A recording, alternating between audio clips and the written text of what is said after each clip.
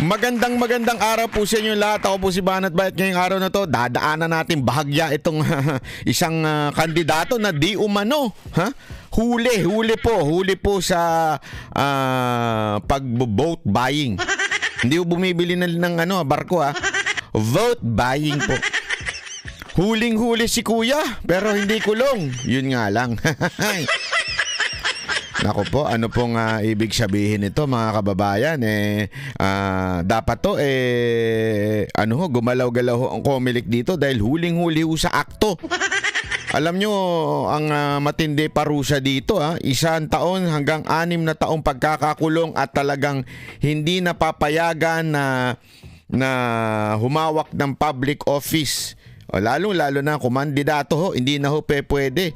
Ito anong pahubang ebidensya ang ating gustong makita? Ito lantara na Sabi nga sa madaling salita, kaliwat kanan na ito.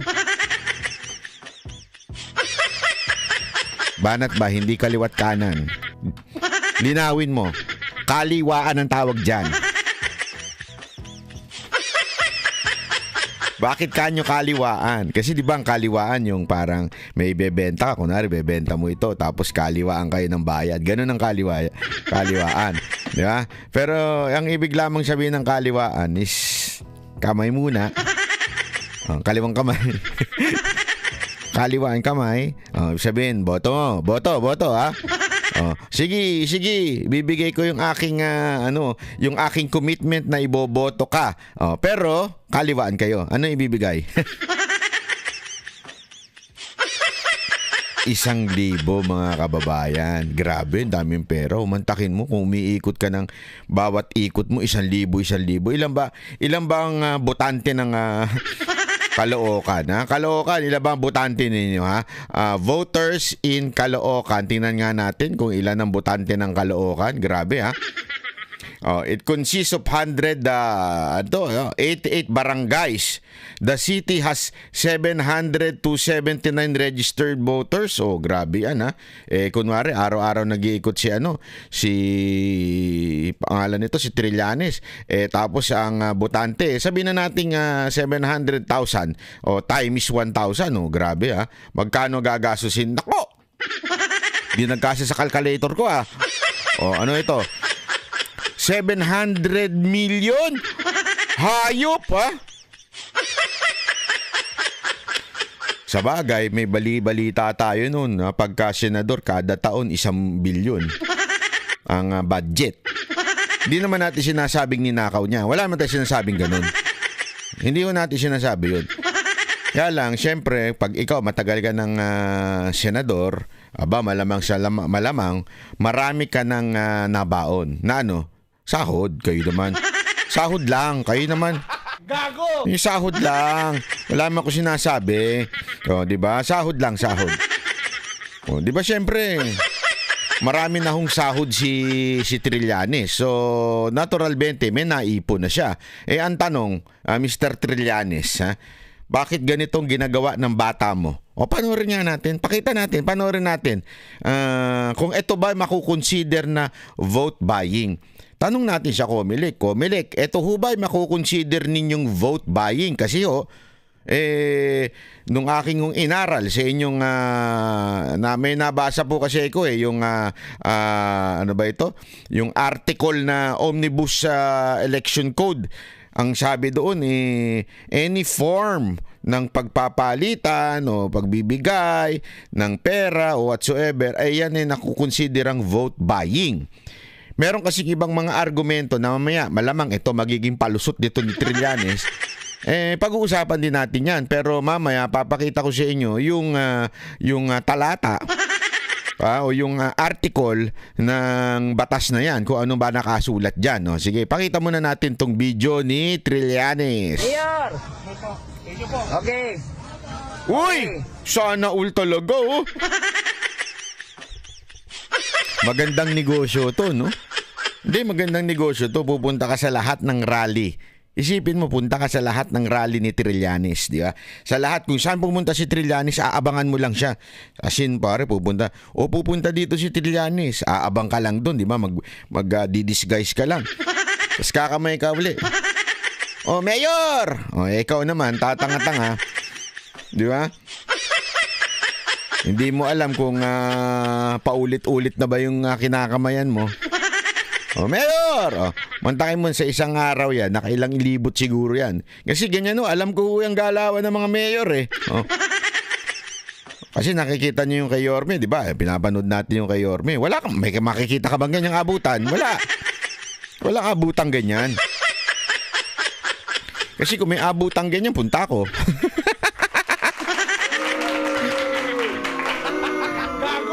Aalamin ko yung schedule kay Yorme. Yorme, saan ka ba pupunta? Oh, walang ganyang abutan. Oh, naku po, tingnan natin uli Oh. Okay, shalom, shalom. Oh, shalom. Oh, talaga naman. May pa-shalom-shalom pa si Kuya. Ikaw, Kuya. Anak ka ng wewe, Eh, pa-shalom-shalom ka pa, Oh. Mayor. Okay. Okay. Ayun. Okay, shalom, shalom. Mayor. Okay. Okay. Okay. Okay, shalom. Feeling ko ginagago niya eh. Feeling ko hindi naman to maka-Trillanes eh. Alam mo yung nagulat eh. Uy, inabutan ako. Parang alam niya, inaabutan siya. Siguro nakita niya na sa malayo, inaabutan. O kaya naman galing na siya sa isang sortie. Naabutan na siya doon. Umikot na lang siya uli para maabutan, di ba? Mayor. Oy, huli pero di kulong. Okay. O yun, huli pero di kulong. Kuya, sikat ka na. Sino ka ba? Hindi, kasi may nagsasabi baka konsehal daw ito. Nakasulat dito konsehal eh. Although hindi naman tinukoy, ang akin, feeling ko iba. Hindi yan ng konsehal. Iba, Okay, iba. shalom. Ewan ko kung sino dyan ng konsehal. Pero gayon pa man, Mayor. kasi dalawang magiging palusot ni, dito, Okay. ni Trillanes. Okay, shalom, shalom. Feeling ko Mayor. dalawang palusot niya dito. Number 1, ang palusot niya dito, hindi naman siya yung nagbigay. Okay? O kung gusto nyo, ang lumabag sa batas itong nasa likod ko. Pero gayon pa man, it's really obvious. It's really obvious kung ano yung motibo nung nag-aabot sa likod. Di ba? Bakit? Di sana kung yung tao sa likod nag-aabot, inaabutan niya yung mga ibang ngayon. May mga dumaan, nakita nyo? Makikita nyo may dumaan eh. May tulonggis na dumaan habang naglalakad si Trillanes na walang pakialam sa kanya. Ayun, nakita niyo yung dalawang yon? Yun. Kung sana nagsasariling galaw itong si Kuya, yan si Kuya nagbigay ng 1,000, di sana inabutan din niya yung dalawang lalaking tulonggis na yun, di ba? Na naglakad sa kanila, walang pakialam. Sino ka ba? Tumabi ka nga dyan, dadaan ako. Sana ganun, di ba? Pero hindi eh. Kung sino lang yung kinamayan, matik. Pagkamay ko, yun ang abutan mo. Di ba? Pero sabi ko nga, may lusot si Trillanes dito. Technically, mate-technical na. Hindi ako nag-abot hindi, wala akong alam doon. Di ko alam na inabutan niya ng 1,000. Di niya alam. Sa tingin ninyo, alam ni Trillanes na inabutan ng 1,000? Alam niyo ba kaya yung ganyan? Sa tingin ko naman, Trillanes, ako, opinion ko lang to. Sa tingin ko, alam mo naman gaabot ng 1,000. Pansinin niyo yung pangatlo. Sino kaya yung pangatlo na yun? Naku, PSPG kaya yan? Bata mo, Marbil? Bata mo ba yan, Marbil? PSPG ba yan? O baka naman sa yan, sa military yan. Kasi dating, ewan ko ba, paano naging member to si Trillanes ng AFP? Kaninong yan? Di ba dapat tagapagpatupad kayo ng batas? Hindi taga-protekta na may dala ng pera? Kasi ang dating niya, bantayan natin to, may pera. Hindi kaya?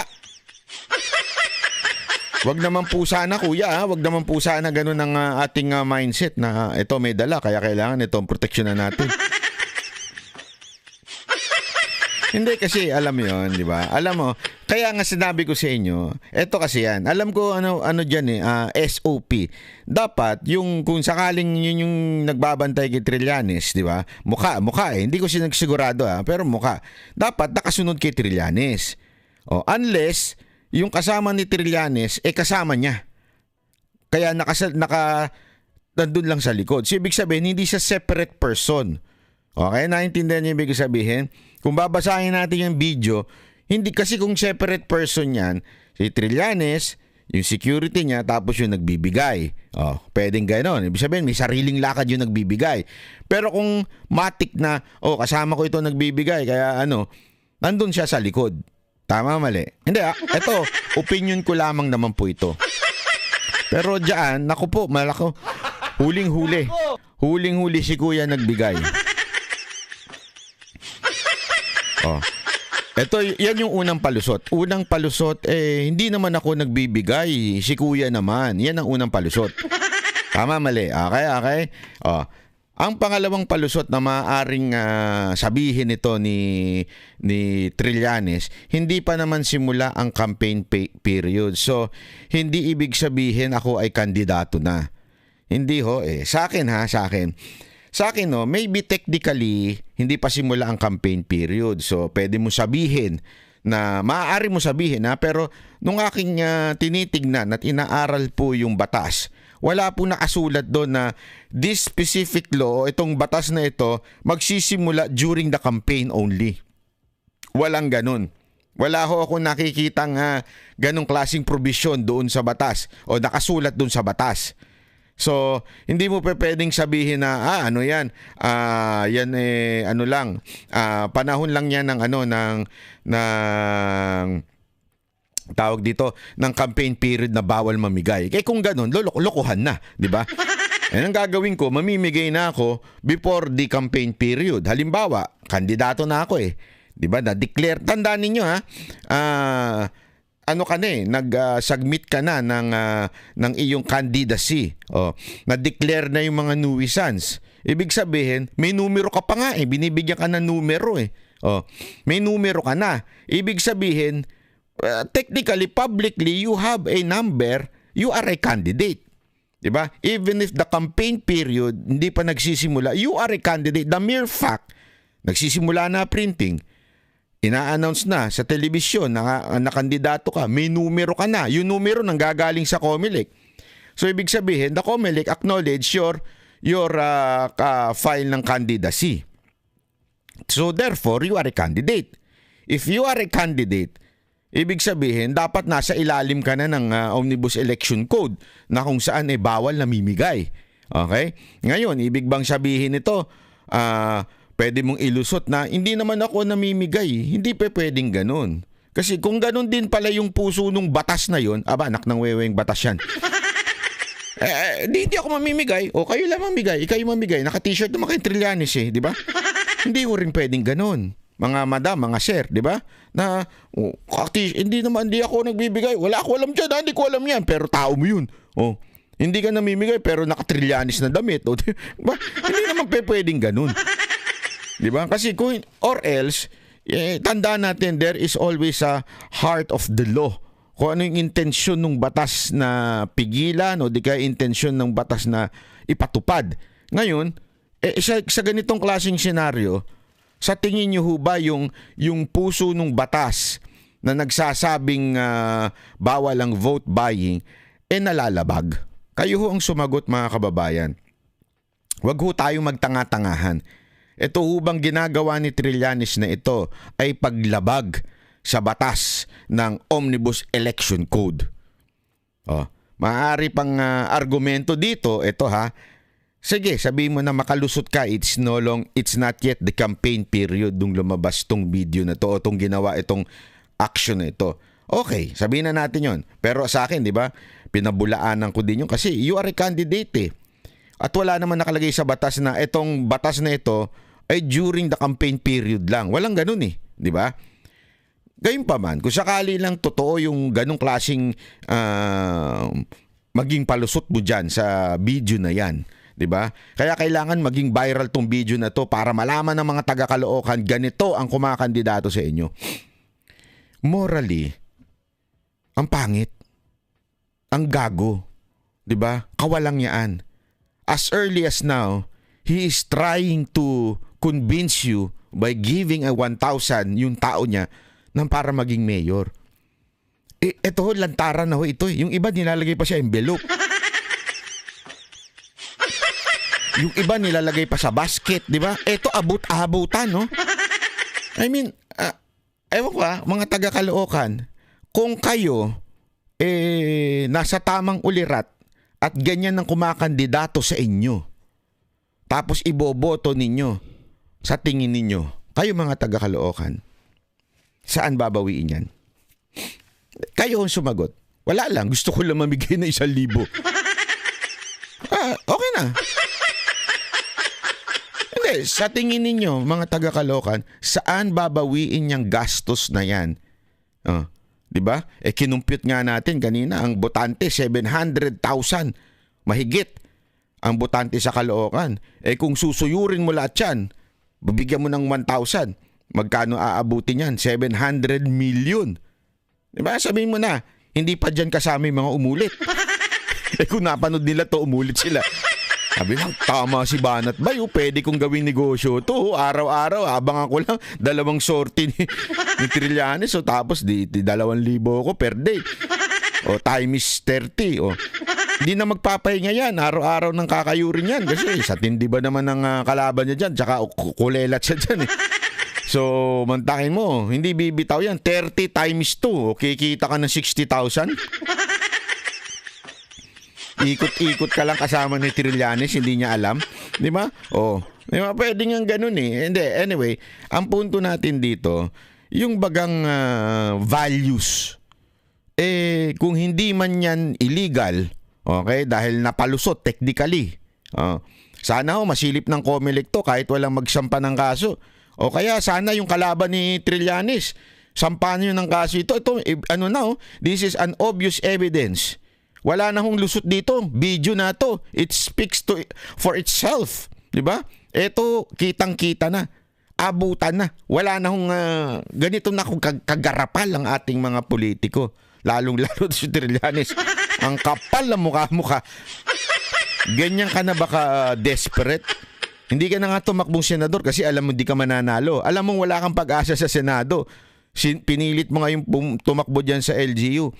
Mga taga-Caloocan, magising kayo Kung ganyan na magiging mayor ninyo, sigurado ako kawawa ang lungsod ng Caloocan. Sigurado akong sasayad kayo, babagsak kayo ng pabagsak. Baka kababayan, common sense. Walang negosyong nag-invest ka at hindi ka babawi. Tama, mali. Don't tell me public servant yan. Serbisyo sa bayan. Hindi. Ewan ko, gago ka na lang. Pag maniniwala ka pang yan, ang tawag dyan, serbisyo sa bayan. Di ba? Bulag ka sa katotohanan kung ang tawag mo sa ganyan ay serbisyo sa bayan. Nagtatanga-tangahan ka. Pero again, if I may suggest, tanggapin nyo. Ibulsa nyo, pera nyo yan. Di ba? Ibulsa ninyo pero wag nyo iboto. Kung pwede nga, umuikot kayo paulit-ulit hanggang maubos sila. Sundan ninyo sa susunod na rally. Punta uli kayo. Di ba? Kunin nyo lang ng kunin inaabot sa inyo. Tapos wag nyong iboto. I-video nyo na rin. Sigurado ako mapapagalitan to si Kuya. Sasabunin to si Kuya ni Trillanes. Naku, kawawa ka naman Kuya. Masasabong ka ng amo mo. Ang takay mo ba naman? Ako hindi kaya niya nakikita na nagbibideo. Kung may ginamit siyang hidden video. Kasi may mga ganyan, mga sunglasses na baka Ray-Ban Meta. Kasi talagang, grabe ka, brado. Or talagang makapal ang mukha nito ni Trillanes at itong grupo niya. Ang kapal ng mukha. Grabe, sagad sa kakapalan ng mukha. Mantakin mo, pabalik-balik. Walang iya talaga.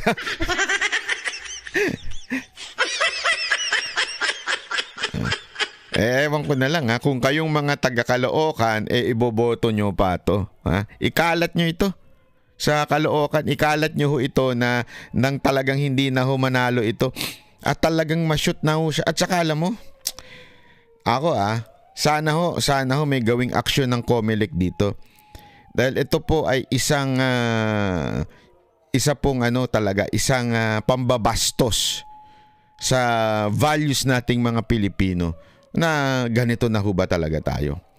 Doon nga sa isang video ko sabi ko, kung sa local government pa lang o sa LGU pa lang, 'di ba? Ganito na ang mga kandidato. How do you expect sa national na magiging hindi corrupt ang mga Pilipino? Pero ang tindi nito bakit kanyo? Ang lakas ng loob nito, 'di ba? Nasabihin ng mga Duterte corrupt. Diba? Ang lakas ng loob nitong mga to na sabihin ang mga Duterte ay corrupt, nagnanakaw, 'di ba? May mga statements siyang ganyan. Tapos ganito yung ginagawa niya. Kaya nga sinasabi ko sa inyo ganyang ka-plastic ang mga politiko sa ating bayan. So sobrang plastic, siguro kahit ano hindi na masusunog yan. Pag ito mga ito napunta sa impyerno, hindi na masusunog ito mga to. Magme-melt lang. You know? Hindi ko kasi, alam mo nung iniisip ko to, sabi ko, wala man lang delikadesa ito, hindi man lang binalot. Delikadesa binalot no? Gago! Alam mo yun, hindi man lang inilagay. Di ba pag siya naglalagay ka, nakasingit lang dito sa, parang magic yan Di ba? Nakasingit lang dito, tapos kakamay ka lang din. Kasi, may naiiwan di ba? Ganun pwedeng ganun pambihirang buhay Eto, hindi man lang tiniklop yung hindi kaya ang palusot niya, hindi naman pera yun flyers yun. Gago! Ay nako. Alam nyo mga kababayan, ewan ko ginagawa ko lang katatawanan ito, pero pag iniisip ko na mabuti ito, ganito na ho tayo. Paano na ho magkakaroon ng kaayusan? Lahat, eto di ba?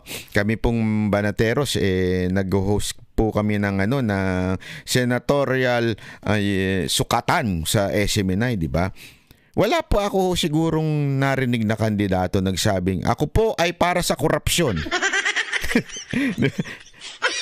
Ang gusto ko po ay ang bayan natin ay maubos ang budget at gusto ko po na makurap lahat ng pera ng taong bayan. Wala pa ako narinig na kandidatong ganun. Lahat ng kandidato may anti-corruption. Ang walang napatunayan, si Pastor Kibuloy pa lang may napatunayan dyan sa anti-corruption.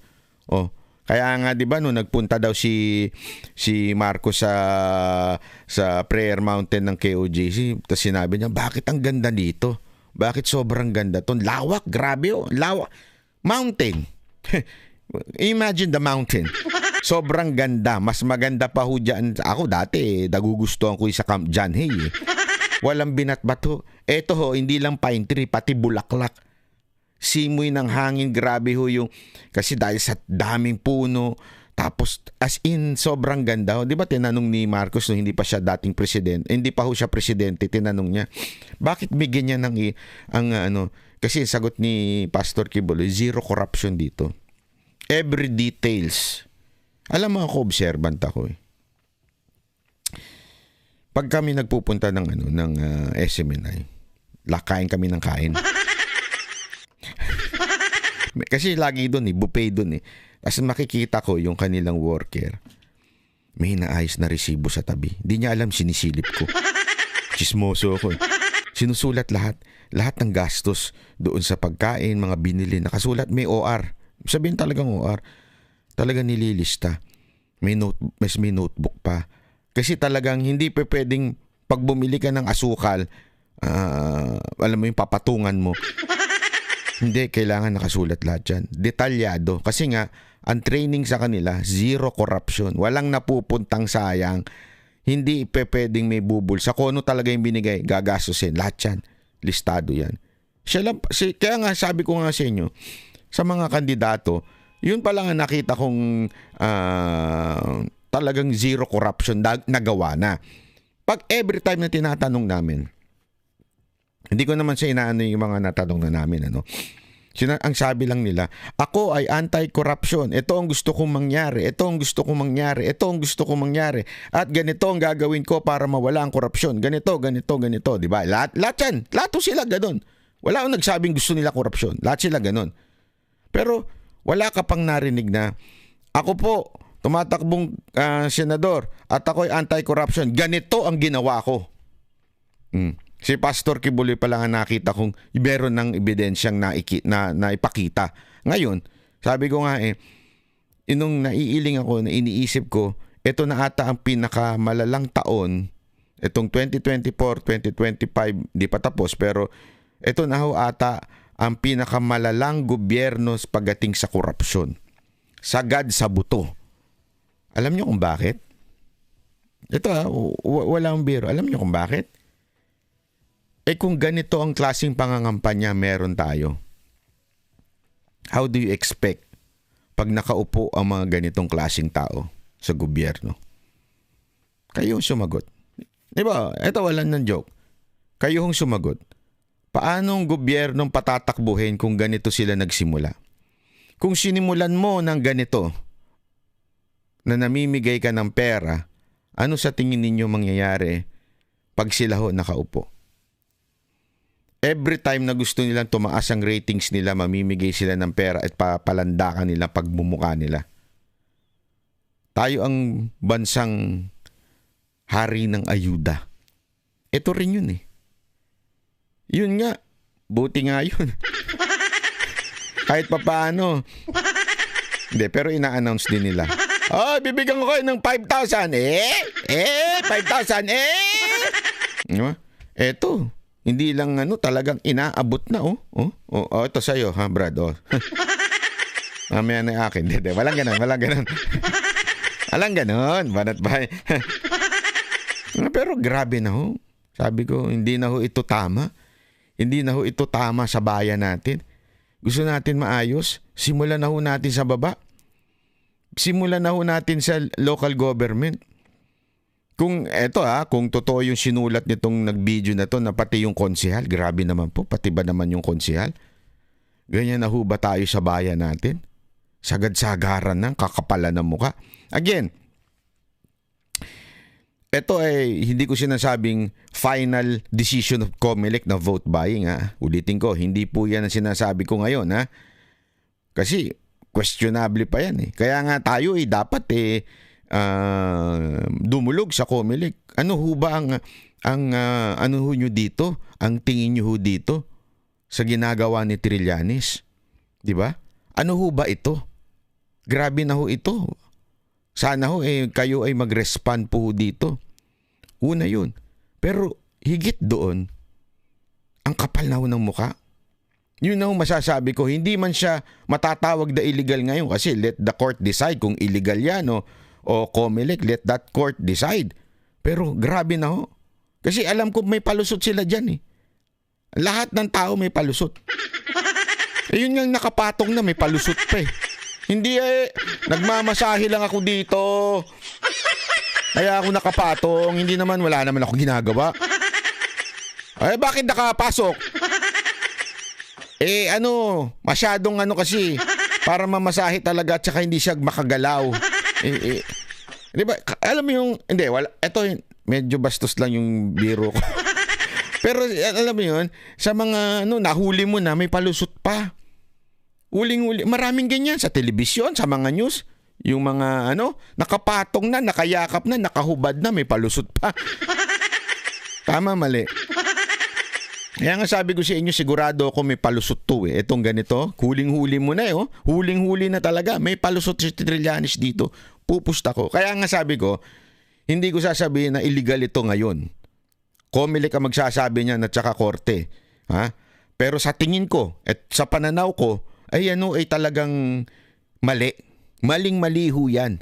Sa tingin ko yan ay sakop nung Omnibus Election Code na vote buying. Sa tingin ko. Pero ang declaration niyan, kung totoong illegal yan, ay COMELEC at korte. Pero sa opinion ko, wala na ho. Iba na ho yan. Hindi na ho masasabing tama yan. At syempre, pagdating naman po sa moral, napaka-baboy na ho naman ng ganyan.